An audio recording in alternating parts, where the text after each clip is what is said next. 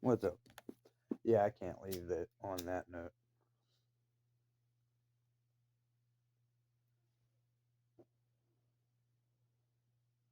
Jen, you were so much of a problem, your mom didn't even want anything to do with you.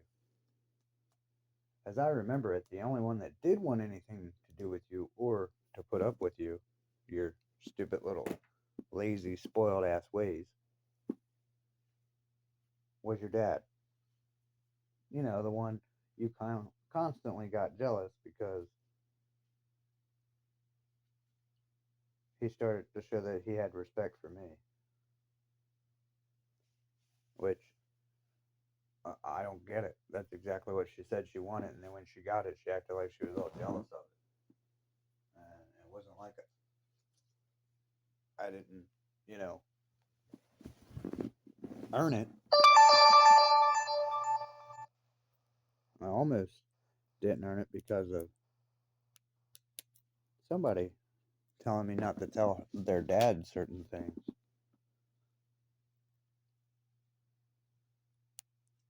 Imagine that. That conversation about Kyle took place right on that same street that we just went to court on, didn't it? Except for we weren't in vehicles, we were walking. You don't remember all that bullshit I was going through?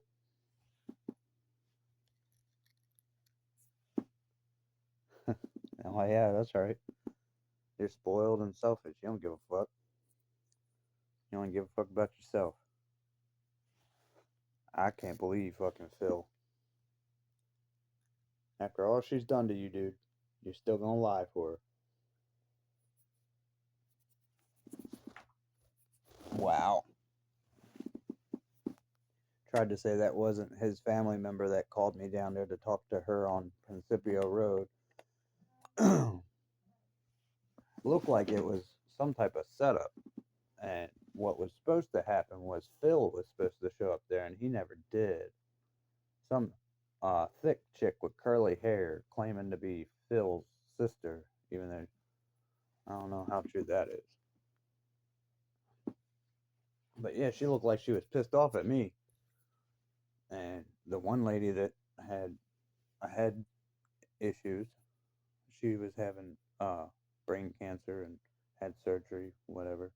I don't want to say too much because that's her deal to say. I'm just saying these details to prove that I was at her house. Because he tries to swear up and down that I wasn't there when he was the one that called me and told me the address, what time to meet, everything. And I think it was to try and piss his sister off to come and try and fight with me because that's what it seemed like when they came through, actually showed up there. Now, the lady, she was cool with us and she was asking us, getting to know us and all that. We were getting to know her. And by the time Phil's sister showed up, you know, just the energy she had when she came through the door and the way she looked at me and was keeping herself at a distance with this look on her face, I'm just looking at her like, what the fuck is your problem? Because I've never met this lady. She's never met me. And I'm coming there to talk to this lady about Jazz because she shouldn't be with Jen. I mean, this is what this was all about. Because Jen had sent police, the same thing Tiffany did, imagine that, to Phil to get her son Gabe, even though Gabe was not Phil's child. What had happened was something after Jen was done with the guy, Steve. This was the guy she was with when the microphone thing and the shower thing came up. So it was right around the time that me and Tiff were going to get married because Jen had brought Gabe to my house just before she had given him to Phil. And I asked her why, she was asking me to take him and not Phil because we had just been through court. She was, trying to say all kinds of dirty, ignorant shit. And then she disappears for a while, doesn't pick up Jazz like she's supposed to. And even though I kind of was cool with that because I know Jen will use court ordered weekends to kidnap the child. She has before twice. It's fucking ridiculous the shit I've been through, man. And of course, Uncle John just had to fucking jinx me. Everything was going smooth. The girls were fine. Only got a hold of me when they needed something. They didn't have to worry about child support and all that. And then well, I'm shocked that they're that way with you. I said, it's because I've never given them a reason not to be. And then through delusion and drugs and everything else, they've come up with these stories to protect what they have actually done. And they moved to a different group of people that wasn't around. So the other people don't know the truth.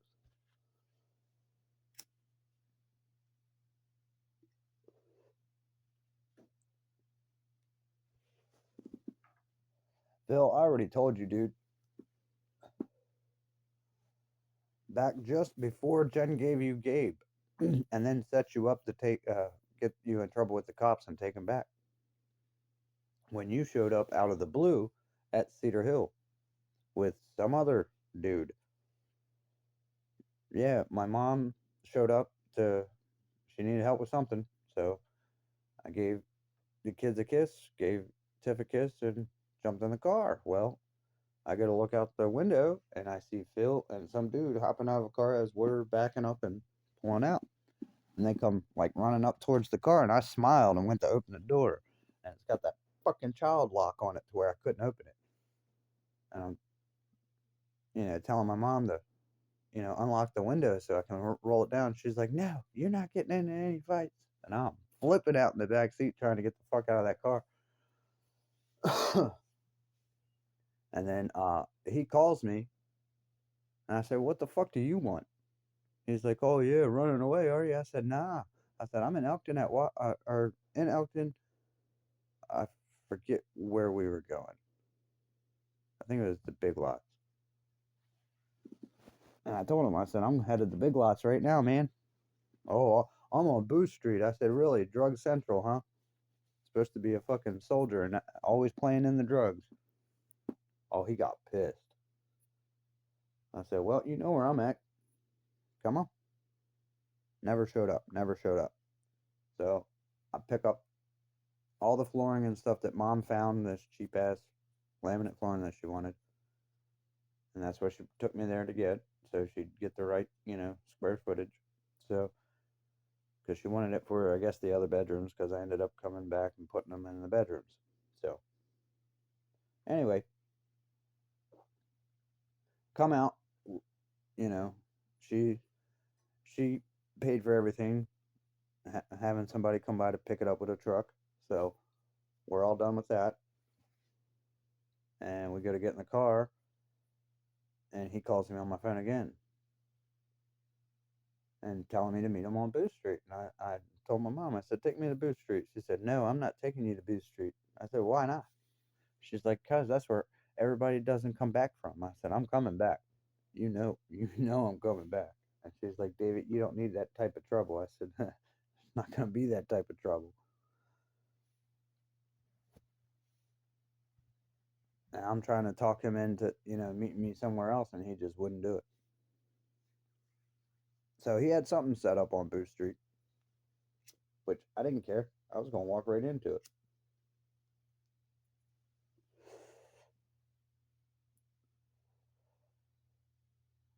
Phil, you have never met me.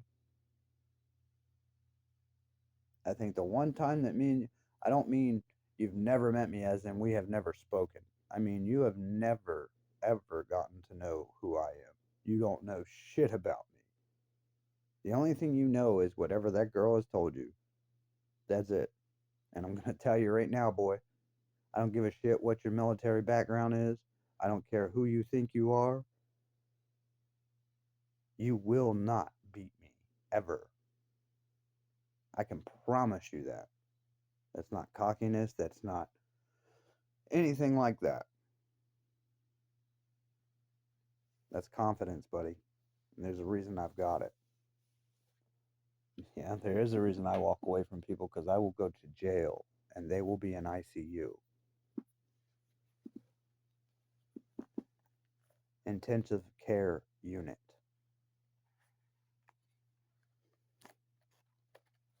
I have learned to turn it down a lot, but trust me, I can go to that level at any time. And with the amount of fucking bullshit I've got in my head, I feel very sorry for the person I unleash it on.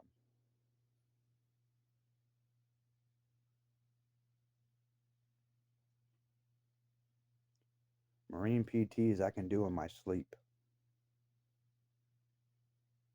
That's way better than any army. Got it?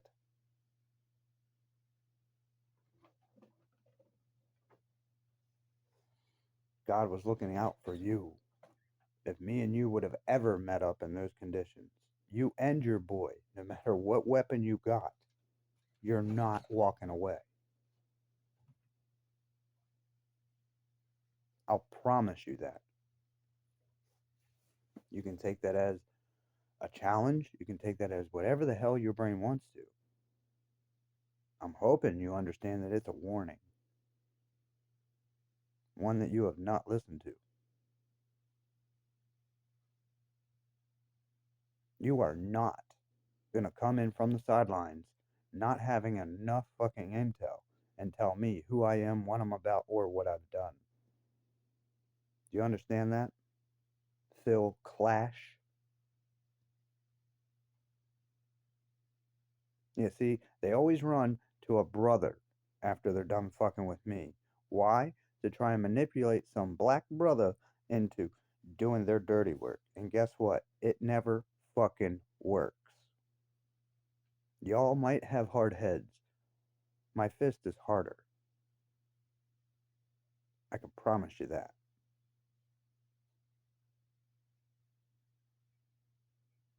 Y'all do. Y'all are some strong motherfuckers. I'll give you that. But you ain't that damn strong. I grew up fighting y'all. I know what y'all are about. I know the dirty shit y'all will pull. And you can say what you want. You know exactly what the fuck I'm talking about.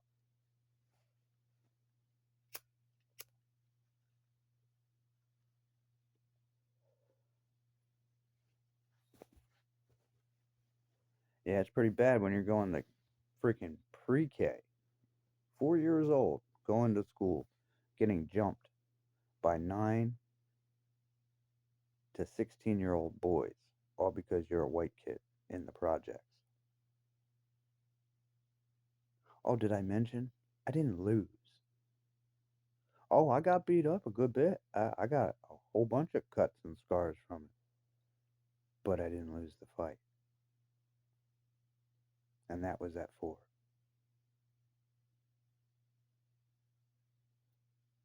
So, you can fuck off.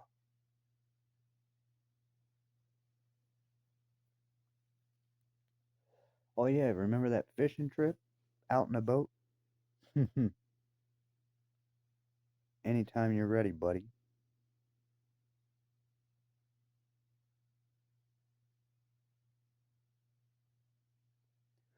I can either be the best person you've ever met, or I can be your worst fucking nightmare. All depends on you. The only reason you even had custody of Gabe is because I decided not to take custody of him. And that was because of Tiffany.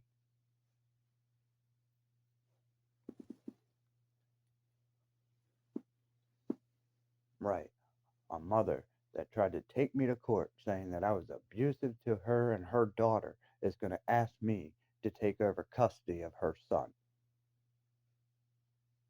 Right. Shut the fuck up, dude. That chick was never abused. Neither was Jazzy. Jazzy was never abused either. Jazzy was treated like a little princess. That's just what she used. And it's a lie.